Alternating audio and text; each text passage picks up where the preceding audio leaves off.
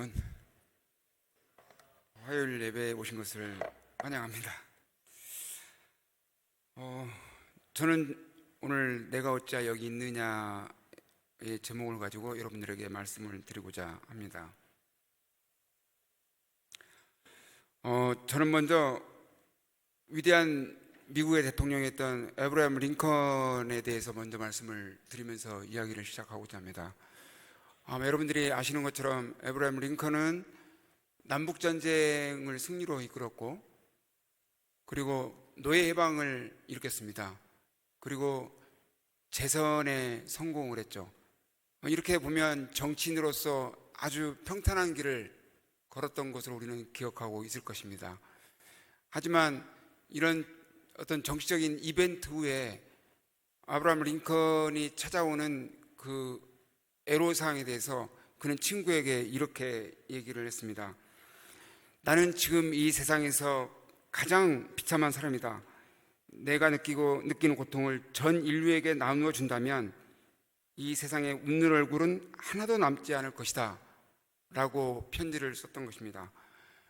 이렇게 승승장구했던 아브라함 링컨이지만은 그의 승리 후에 항상 닥쳐오는 우울감, 이런 것들을 우리가 엿볼 수 있겠습니다.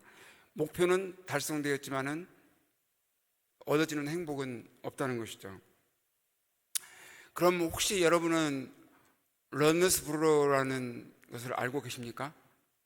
저 옛날에 목사님께서 한번 말씀하셨다고 제가 들었는데, 이 러너스 블루라고 하는 것은 마라톤 선수가 42.195를 달리고 나서 승리를 하고 납니다. 그 후에 빠지는 피로감, 우울감, 이런 얘기를 우리는 러너스 브루라고 얘기를 하고 있습니다. 이게 승리를 위해서 40.195의 머나긴 장정의 길을 달리면서 자기의 혼신의 힘을 다하여 달리고 있죠. 그 후에 승리를 하고 나서 돌아오는 것은 무기력감에 빠지는 것이죠. 이런 무기력감에 빠지는 것은 아마도 아드레날린 덤프 신드롬이라고 얘기를 하곤 합니다. 이것은 심리적인 요인이라기보다는 생리적인 현상으로 더 보면 좋겠습니다. 우리가 갑자기 놀라운 일이 닥칠 때 생각을 해보시면 알 것입니다. 갑자기 뭔가 탁 무서운 것이 있을 때 내가 살아남아야겠다고 하는 그런 각성이 생기면 눈이 동그래지죠. 동공이 확장이 되고 가슴은 벌렁벌렁 막 뛰게 됩니다. 그러고 소화가 안 되고, 다 이런 것들은 우리가 흔히 말하는 아드레날린, 그러니까 스트레스에 대해서 우리가 적응하려고 하는 그 호르몬이 분비가 되는 것들이죠. 이렇게 뭔가 목적의식을 가지고 있는 사람들은 그 순간에는 아드레날린이 막 한참 나오게 됩니다. 그러나 그 승리 도취 후에 우리의 몸은 항상 항상성을 유지하기 위해서 반대의 자율신경이 나오는데, 그게 바로 부교감 신경이죠. 부교감 신경은 반대로 얘기를 해주는 것이죠. 앞에서 동공이 확장됐다면 동공 수축이 되는 것이고, 심장이 빨리 뛰면 천천히 뛰게 해주고, 바로 이런 현상들이 이 마라톤 선수에게도 나타나는 것입니다. 그래서 갑자기 극도로 많이 나왔던 이 아드레날린, 에피네프린이 갑자기 몸에서 부교감 신경에 의해서 사라지고 없을 때 일종의 그 위드롤 신드롬이라고 해가지고 금단 증상이 생기는 것처럼 그런 비슷한 증상이 나오게 되는 것입니다. 그래서 무기력감에 빠지게 되는 것이죠. 성경에도 이런 비슷한 장면들이 있습니다. 여러분들은 이렇게 엘리야 하면 어떤 생각을 하시는지요? 아마도 우리의 생각은 갈멜산의 승리, 불로 응답하신 하나님, 그 다음에 바알 선지자 850명과의 대결, 그리고 3년 6개월간의 가뭄을 끝낸 능력의 선지자로 우리는 기억을 할 것입니다. 오늘 우리는 이 능력의 선지자 엘리야가 가장 인간적인 모습을 보여줬던 19장의 내용을 가지고 여러분들과 함께 은혜를 받고자 합니다. 성경 말씀 먼저 읽겠습니다. 아합이 엘리야가 행한 모든 일, 특히 그가 모든 선지자들을 칼로 죽인 일을 이세벨에게 말하니, 이세벨의 전령을 엘리야에게 보내어 말하기를, 만약 내일 이맘때까지 내가 내 목숨을 그들 한 사람 목숨과 같게 하지 않으면 신들이 내게 벌을 내리고 더 내릴 것이다. 이 얘기는 너가 엘리야가 나의 그 선지자들을 죽인 것처럼 나도 너를 죽이겠다. 내가 내일 그렇지 않으면 나의 신이 나한테 큰 벌을 내리겠다. 이렇게 지금 협박을 하는 것이었죠. 이 장면을 다르게 우리 재림교회 주석은 얘기를 하고 있습니다. 하나님의 권능으로 행한 일에 관한 놀라운 이야기를 고하고 나서 이세벨은 마음의 감동을 받고 그 악한 행실을 고칠까 이렇게 생각을 했는데 전혀 그렇지 않았다는 것이죠. 그래서 진리를 듣기만 하고 구원을 경험하지 못하면 마음이 더 강팍해진다는 그런 사실을 알 수 있습니다. 이 세상에서는 의인이 여호와의 이름으로 행한 봉사에 대해 정당한 보상을 받지 못한다. 인생의 명백한 비극 중 하나는 의로운 일에 의해서 가장 많은 일을 행하는 사람들이 고통도 가장 많이 받는다는 것이다. 그 이유를 항상 올바르게 이해하지 못할 수도 있으나 죄 없던 분이셨던 예수님이 인간 가족 중에서 가장 많은 고통을 받으셨다는 것을 우리가 기억한다면 이런 우리가 위로를 받을 수 있을 것입니다. 하지만 엘리야는 그 순간에 자기의 도주됐던 것뿐만 아니라 변화가 생길 거라고 하는 그 모습을 잠시 잊고 이제 나도 인간적인 모습으로 도망가야 살 수 있다는 그런 생각에 빠지는 것입니다.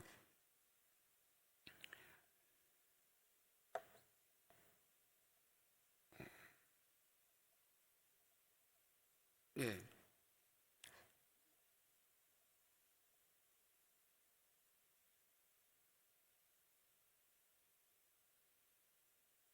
엘리야가 살펴보고 일어나 자기 목숨을 위해 도망하여 하룻길을 걸어 광야로 들어가서 한 로뎀나무 아래 앉아 죽기를 청하며 말하기를 여호와시여 이제는 충분합니다. 제 목숨을 거두소서. 이런 얘기를 하고 있습니다.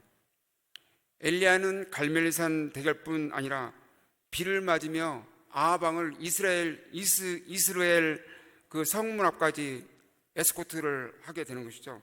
그렇게 전력 질주를 했던 엘리야였습니다. 그런데 지금 엘리야가 로뎀나무 아래서 죽기를 구하며 잠든 것이죠.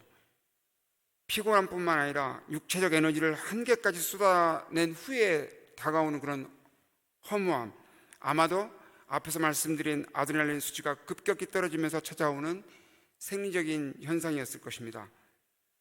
아드레날린 덤프 후에 찾아오는 생리적인 셧다운이라고 볼 수 있겠죠.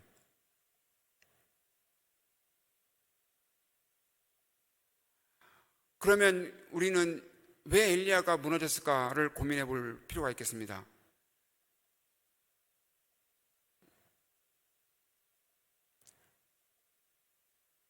첫 번째로는 육체적인 그리고 정신적인 고갈을 들 수 있습니다. 엘리야는 갈멜산에서 엄청난 영적 소모를 했습니다. 대결, 기도, 바알, 그리고 비를 위한 간절한 기도, 7번이나 자꾸 뭐가 보이냐고 막 얘기를 하면서 드렸던 그 기도, 그리고 마지막까지 비가 올 때 아합 왕을 이스라엘 성문 앞에까지 에스코트했던 그런 전신의 힘을 다했던 그는 육신적으로 지칠 수밖에 없었던 것이죠. 이세벨의 위협은 그 순간에 엘리야의 영혼을 완전 덮는 그런 한 방이었던 것입니다. 로뎀나무 아래에서 죽기를 구하는 모습은 육체의 피로가 얼마나 우리의 영적 상태에 영향을 주는지를 보여주는 한 예라고 생각할 수 있을 것입니다. 엘리야에게는 하나님의 축복과 그분이 함께 하신다는 뚜렷한 증거가 있었으므로 모든 사람들은 그가 절대로 용기를 잃지 않을 것이라고 생각을 했었던 것입니다. 그러나 그도 괄목할 만한 성공을 거둔 뒤에 자주 뒤따라오는 무력감으로 고통을 겪고 있었던 것입니다. 선지자는 이세벨의 개혁에 대해 새로운 호소를 완강히 거부하고 있다는 사실을 알았을 때 견딜 수가 없었습니다.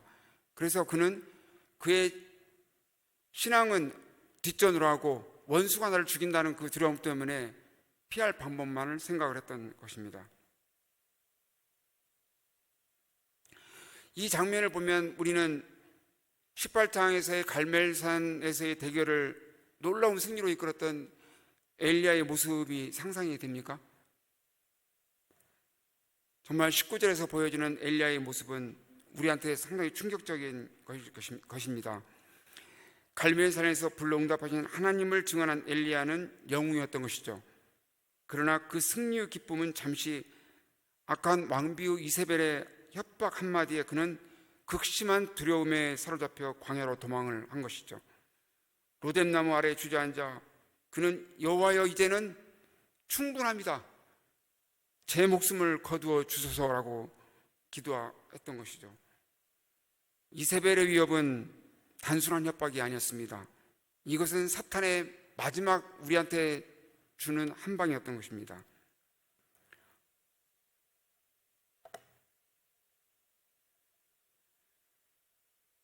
사탄의 가장 맹렬한 유혹은 영혼을 공격할 때, 우리의 가장 약할 때 그 순간에 영혼을 공격한다고 얘기를 하고 있습니다.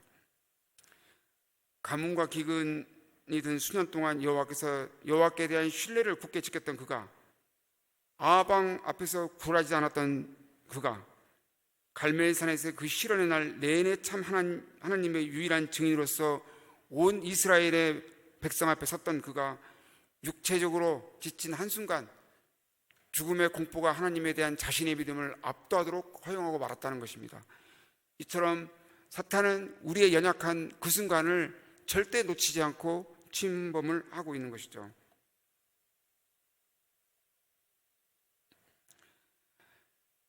선지자의 왕 174페이지도 비슷한 얘기를 하고 있습니다. 사단이 가장 맹렬한 시험을 가지고 영혼을 공격할 때는 그 영혼이 가장 약할 때이다. 의지력이 약해지고 믿음이 결핍될 때 오랫동안 의를 위하여 담대히 섰던 자들이 유혹에 굴복하고 만다는 것이죠. 모세도 그랬습니다. 엘리야도 그랬습니다. 한순간의 피로로 인해 죽음의 공포가 하나님께 대한 그의 신앙을 정복하도록 허락하였던 것이죠. 그렇습니다.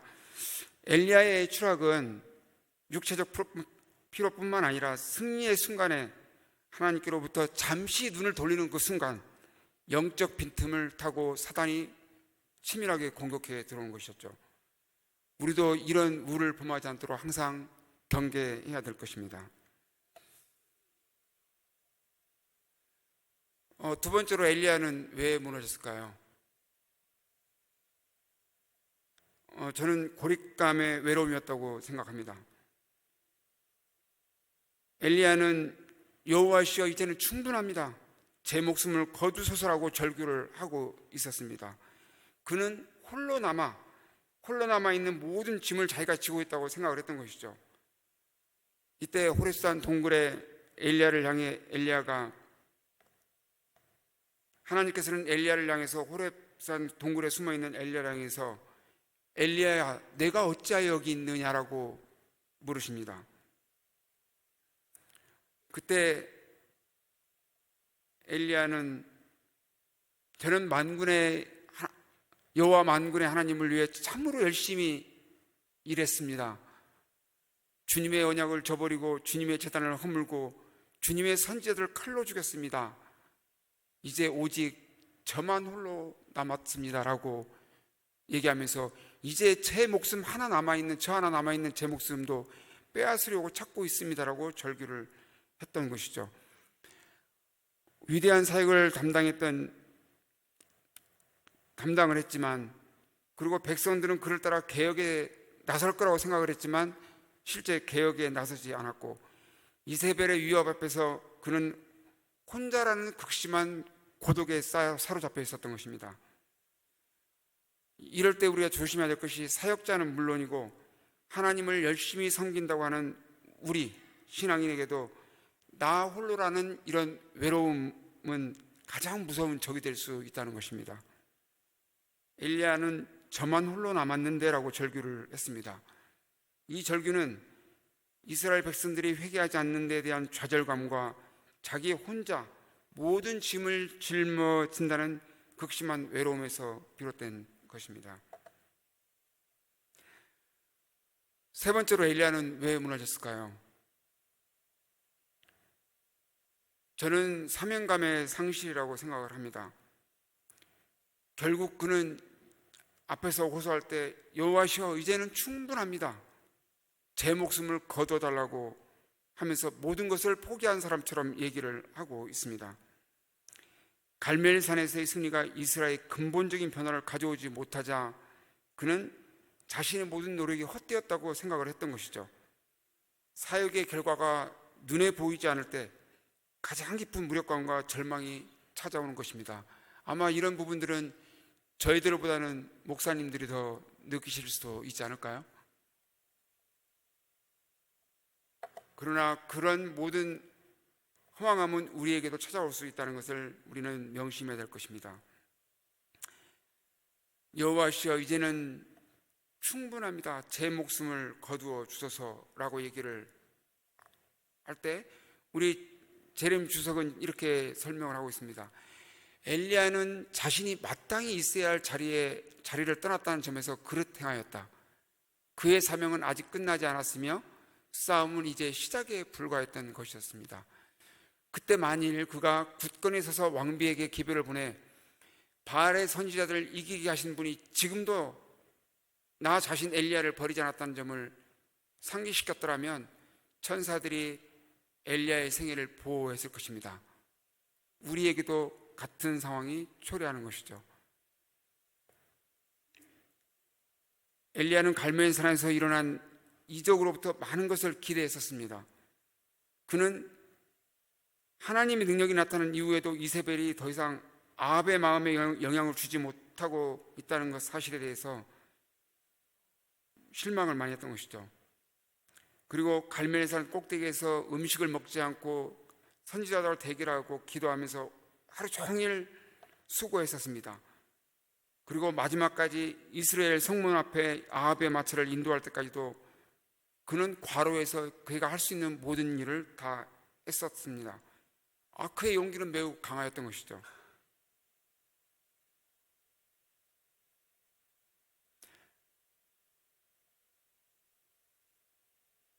높은 신앙과 영광스러운 성공에 뒤따르는 그런 반작용이 엘리야에게 몰려들고 있었다. 개혁에 중단되지 않을까는 염려로 의기소침하였다.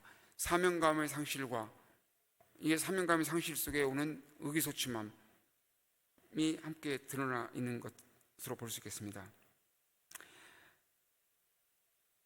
하나님의 종들은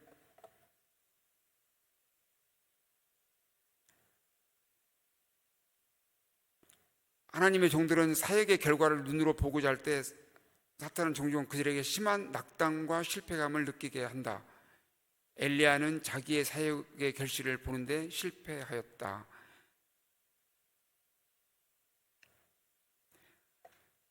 하나님을 위한 열심이 오히려 눈에 보이는 결과만을 생각할 때 독이 되어 좌절감으로 돌아올 수 있다는 것에서 우리는 경계를 해야 할 것입니다.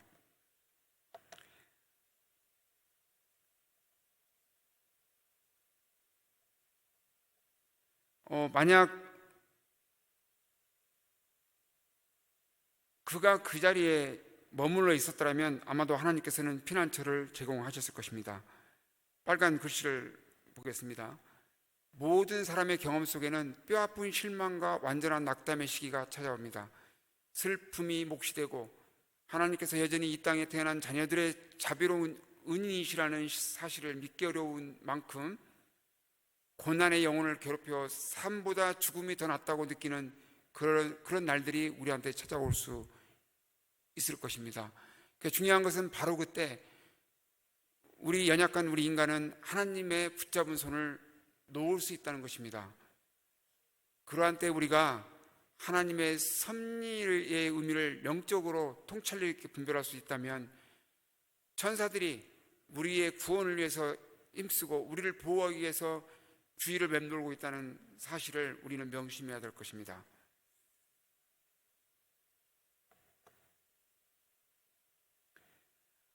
이런 낙심한 자들에게 치료법은 믿음과 기도 그리고 일일 것입니다. 실현의 시간에 하나님께서는 엘리야를 실제로 버리셨습니까? 아닙니다. 엘리야가 하나님과 사람에게 버림받았다고 느꼈던 그 순간에도 그의 기도가 갈멜산에서 불로 응답했던 그 하나님께서 여전히 엘리야를 사랑하셨다는 것을 명심해야 될 것입니다.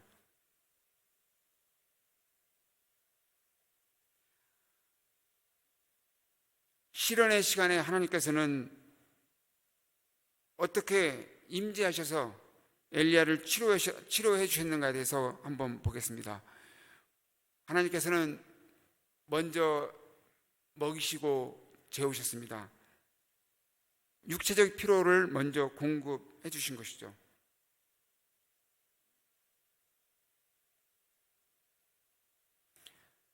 잠자고 있던 엘리야를 부드러운 감촉과 상냥한 음성으로 깨우시면서 일어나서 먹어라.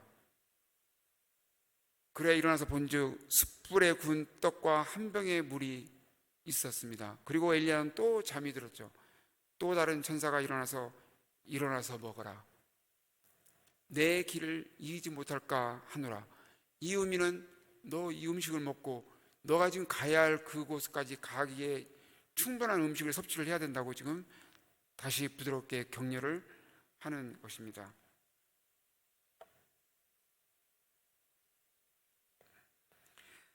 하나님께서는 당신의 종이 피곤하고 지쳐 있음을 아셨던 것이죠.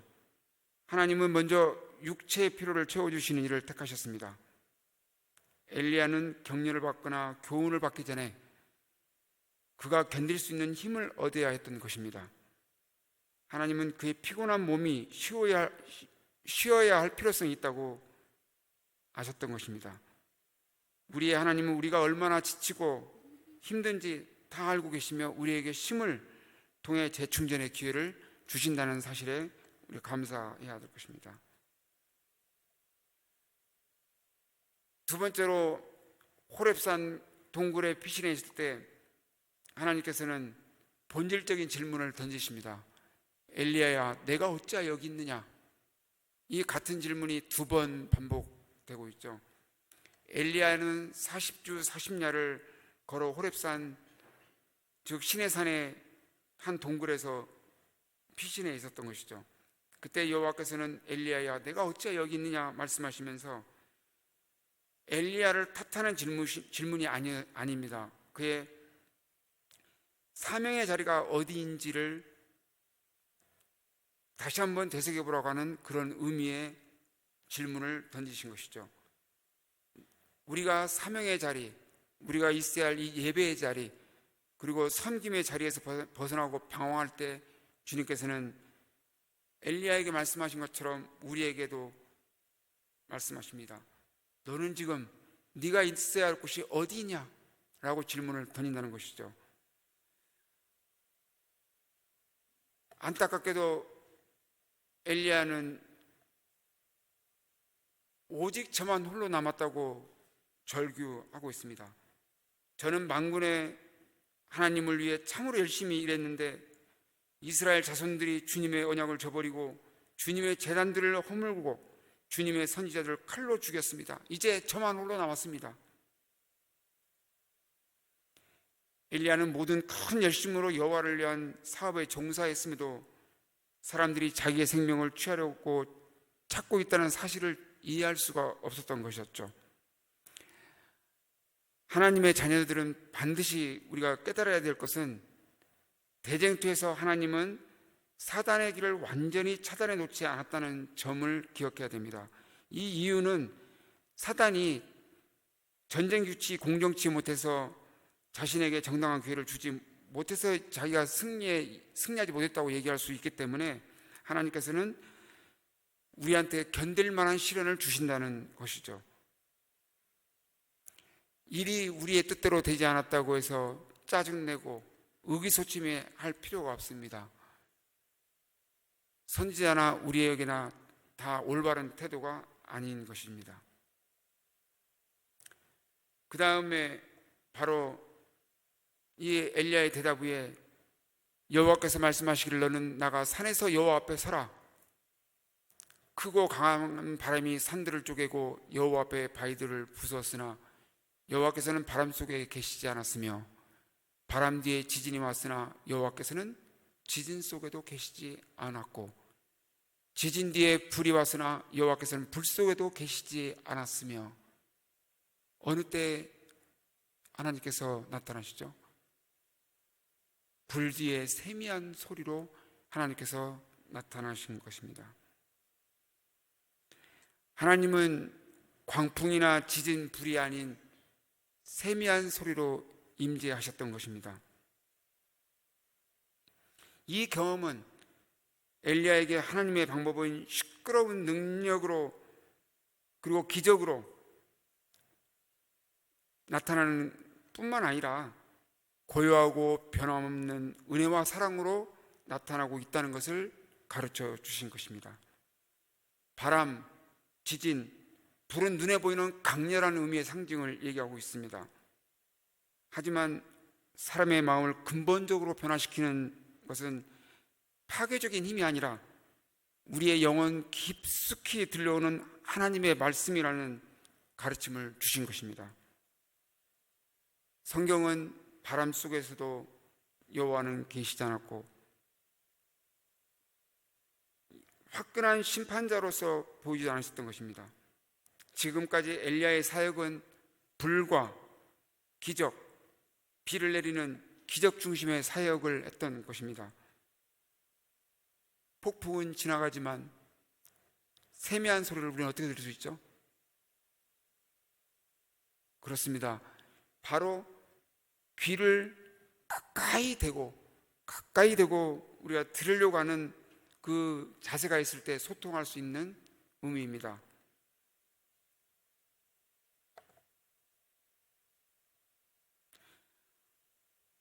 다시 엘리야에게 하나님께서는 두 번째 동일한 질문을 하십니다. 엘리야야, 내가 어찌하여 여기 있느냐? 9절과 동일한 질문을 할 때 엘리야는 동일한 대답을 하고 있습니다. 오직 저만 홀로 남아 있는데라고 이렇게 말씀하시는 거죠. 보면 앞에서 했던 대답과 동일합니다. 그러나 그 정신은 달랐다는 것을 교회 주석에서는 얘기를 하고 있습니다. 선지자는 이제 차분해지고 마음이 누그러졌다. 그는 사실들을 이야기하고 있었지만 그것들에 대해 더 이상 전과 같은 태도를 취하지는 않았다. 사람들이 그의 생명을 찾고 있을지 모르지만 이제 그는 하나님의 일을 위하여 기꺼이 나아갈 것이었다. 이제 나아가는 엘리야는 많은 사람들이 목도할 수 있도록 큰 동요를 일으키는 불이나 광풍으로 일하는 것이 아니라 더 조용한 방법으로 각처에서 사람들에게 말을 하여 그들의 마음과 생활 속에 영속적인 결과를 가져오기 위해 나아가는 새 엘리야였다.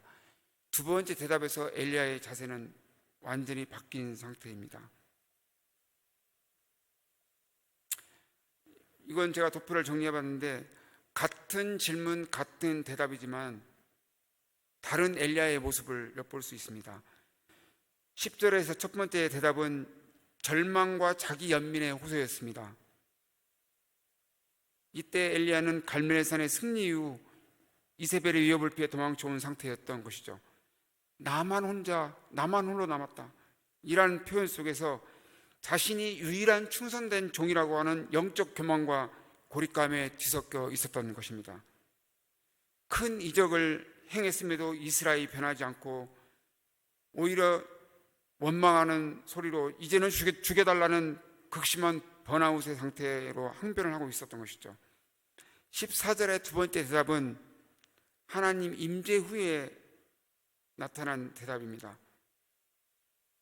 하나님은 10절 대답 이후 강한 바람, 지진, 불 그리고 세미한 소리를 들려주십니다. 그 후 다시 질문하셨을 때 엘리야는 똑같은 대답을 했습니다. 하나님이 어떤 분이신지 다시 체험했음에도 엘리야가 같은 말을 반복한 것은 자신의 감정에 변화하지 않았음을 고집하는 것이 아니고 이제는 현실적인 상황을 냉철하게 여전히 상황은 엄중하고 저는 더 이상 감당할 힘이 없습니다, 이러면서 솔직한 자신의 항복을 하는 것이죠. 하나님께서 도와주시지 않으면 저는 절대 이것을 감당할 수 없다는 그런 자기의 항복을 우리는 엿볼 수 있습니다. 이 대답 직후에 하나님께서는 엘리야에게 새로운 사명을 주신 것을 알고 계실 것입니다. 이런 엘리야의 단독 사역이 지금까지 있었다면 14절 이후에는 새로운 사명을 주면서 엘리야에게 공동체 사역이라고 하는 그런 새로운 이정표를 제시를 하고 있습니다. 이런 비슷한 상황이 성경에는 몇 구절이 있습니다. 제가 시간 관계상 하나만 소개를 하려고 합니다. 여러분이 잘 아시는 것처럼 요한복음 21장 15절에서 17절에 나오는 베드로의 고백입니다. 베드로의 3번 고백이 있죠. 예수님께서 부활하신 후에 베드로를 만나서 내가 나를 사랑하느냐? 라고 질문을 했을 때 베드로는 3번 다 사랑한다고 대답을 합니다. 첫 번째 대답은 어떤 대답이었죠? 모두가 다 버릴지라도 나는 절대 버리지 않겠다고 그렇게 호언장담했던 베드로의 모습에서 부끄러움이 섞여 있는 그런 고백이었던 대답이었습니다. 하지만 3번째 대답에서는 주님께서 모든 것을 아십니다라고 말하며 자신의 의지가 아닌 주님의 긍휼에 의지하는 완전한 겸손과 사명으로의 복귀를 의미한 그런 고백이었던 것입니다.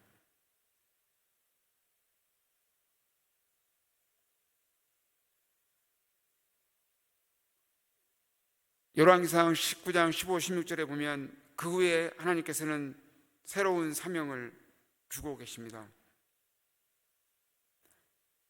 하살에게 기름 부어 아랍 왕이 되게 하고 예후에게 기름 부어 이스라엘 왕이 되게 하고 엘리사에게 기름을 부어 너를 대신하여 선지자가 되게 하라고 사명을 주십니다. 하나님께서는 엘리야에게 너 혼자 아니다. 내가 후계자를 준비해놨다. 그러면서 추가로 말씀하신 내용이 있으십니다. 그리고 너만 혼자 있는 것이 아니라 바알에게 무릎을 꿇지 않는 7,000명의 사람들이 있다는 것을 상기시켜 주는 것입니다. 하나님은 이제 엘리야의 한 명의 초능력적인 사역이 아니라 남겨진 7,000명과 후계자 엘리사를 통해 역사의 이면에서 세밀하게 일하시겠다고 하는 의지를 보여주신 것입니다. 엘리야는 자신이 원할 때 악인들이 멸절되지 않는 것에 분노했었습니다. 하나님은 세미한 소리를 통해 당신의 통치가 조용하지만 끊임없이 흐르고 있음을 보여주신 것입니다. 뒤이어주시는 사명은 당장 눈앞에 보이는 불벼락 같은 그런 기적이 아니라 역사의 섭리 속에서 서서히 진행되는 하나님의 심판을 상징한다고 할 수 있겠습니다. 하나님은 지금도 우리의 지친 어깨에 짐을 덜어주시기 위해 협력할 동역자를 준비하고 계십니다. 우리의 사명은 우리 대에서 끝나는 것이 아니라 우리 세대에서 끝나지 않고 다음 세대에도 이어지는 계승의 사명을 깨닫게 하는 것입니다. 엘리야는 불, 바람, 지진이 아닌 세미한 소리 속에서 하나님의 음성을 들었습니다. 엘리야는 자신이 실패했다고 생각했지만 하나님께서는 그에게 이스라엘에 여전히 당신의 남은 자손이 있다는 확신을 주셨습니다. 하나님께서는 당신의 종이 혼자가 아님을 보여주셨고 그의 사역이 끝이 아님을 확신시켜 주셨던 것입니다. 우리의 힘이 소진되고 사명이 끝났다고 느낄 때 주님은 세미한 소리 가운데 우리를 찾아오셔서 우리에게 동역자가 있음을 보여주고 새로운 사명을 주신다는 것을 기억하시기 바랍니다. 사랑하는 성도 여러분, 우리는 엘리야의 실현을 통해서 몇 가지 교훈을 얻을 수 있습니다. 승리 직후 찾아올 수 있는 위험이 있다는 것입니다. 이때는 이런 영적 교만이나 육체적 피로로 인해서 하나님께 눈을 돌리는 순간, 그 순간을 놓치지 않고 사단은 우리의 영혼을 침투해서 우리를 절망감에 빠지게 한다는 것을 명심해야 될 것입니다. 하나님은 쉼을 주십니다. 동굴에 숨어있는 우리에게 먼저 떡과 물을 공급해 주시면서 육체의 피로를 덜어주십니다. 우리의 지금 지친 육신에 대해서 너무 실망하지 마십시다. 세 번째로, 하나님은 우리의 사명의 자리로 우리를 부르신다는 것입니다. 내가 어찌하여 여기 있느냐? 이 질문은 우리가 있어야 할 곳은 해야 할 일을 상기시켜 주는 것입니다. 너가 있어야 할 곳이 어디라는 것을 상기시켜 준다는 것이죠. 우리 사역의 결과가 눈에 보이지 않을지라도 하나님은 바알에게 무릎 꿇지 않는 7,000명의 남은 자들이 있다고 숨겨주었다는 것을 우리도 결코 혼자가 아니라는 것을 같이 체험할 수 있는 시간이 되었으면 좋겠습니다. 하나님은 우리가 절망의 상징인 로뎀나무 아래가 아닌 사명에 가진 호렙산에 있기를 원하시는 것입니다. 사랑하는 별의 성도 여러분, 오늘 우리는 엘리야의 시를 통해 우리 자신의 모습을 돌아보게 됩니다. 우리는 살면서 갈멜산의 승리를 경험할 수도 있고 정말 어느 누구보다 못지않은 그런 시련을 당했을 수도 있습니다. 때로는 신앙의 열심으로, 때로는 헌신과 봉사로 큰 기쁨과 보람을 느낄 때가 많이 있었을 것입니다. 그러나 그런 승리 뒤에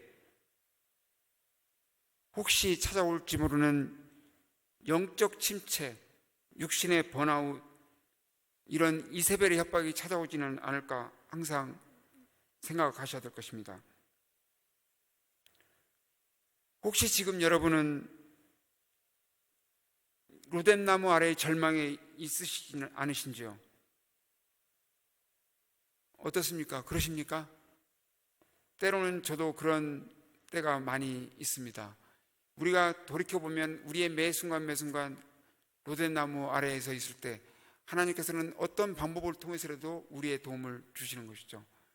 제가 5살 때부터 아파서 국민학교 1학년 들어갈 때까지 어머니가 저를 업고 학교로 데려다주고 데려오고 이렇게 한 1년을 하셨거든요.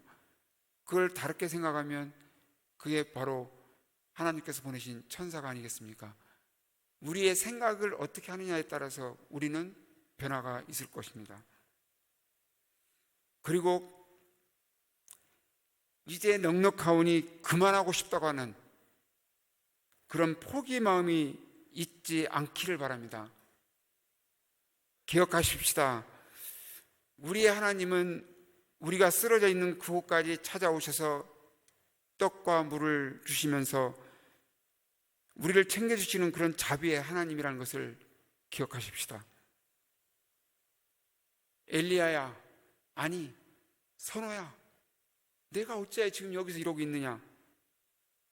너가 지금 가야 할 곳은 이런 절망감이 아닌 너가 해야 될, 하나님의 사업을 위해서 해야 될 너의 사명이 있다는 것을 깨우쳐주는 그런 질문입니다. 여러분들 자신의 이름을 빗대서 한번 고민해 주시길 바랍니다. 주님은 우리가 힘을 내어 다시 사명의 길로 돌아오기를 원하십니다. 말씀 연구와 기도 속에서 세미한 소리로 말씀하시는 주님의 음성을 듣도록 합시다. 주님은 우리를 쉬게 하시고 동역자를 붙여주시고 새로운 사명을 통해 다시 일으켜 세우십니다. 갈멜산에서의 승리가 더 중요한 것은, 그 승리보다 더 중요한 것은 그 승리 후에 찾아오는 시련 속에서 세미한 소리를 듣고 주님의 부르심에 다시 응답하는 것입니다. 하나님께서 준비하신 새로운 힘을 의지하여 2026년에는 주님께서 우리에게 기대하시는 그 자리에 담대히 나아가는 저와 별내교회 성도 여러분이 되시기를 바라면서 저의 부족한 말씀을 마치겠습니다.